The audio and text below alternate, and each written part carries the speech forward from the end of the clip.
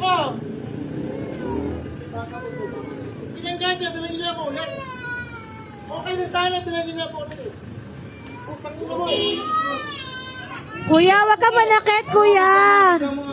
Viral ngayon sa social media ang video na ito tungkol sa isang driver at sa nagbabasura dahil hindi sila nagkaintindihan sa kalsada dahil di umano ito ngang si kuyang nagbabasura ay nakaharang at agad naman siya binatukan nito ni manong driver at buti na lamang nakuhanan nito ng concerned netizen at nakuhanan yung plaka ng driver na namatok dito sa kuyang nagbabasura.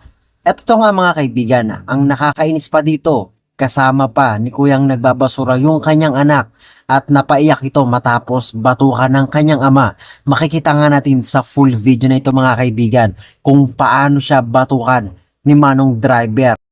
Narito nga yung mga komento ng netizen. Pakitanggalan ho ng lisensya to, grabe mang api ng kapwa, nakatag ang LTO. Kasama nga dito mga kaibigan, tinag na rin si Senator Raffy Tulfo.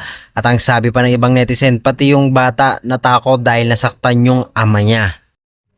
Kaya naman ano ang masasabi nyo rito? Mag-comment ka lamang dyan sa comment section na tatanyang pag-uusapan at huwag nyo kakalimutan na mag-like, share and follow sa ating Facebook page na Support Filipino Vloggers para hindi ka na mauli sa napapanahong balita rito sa ating bansa.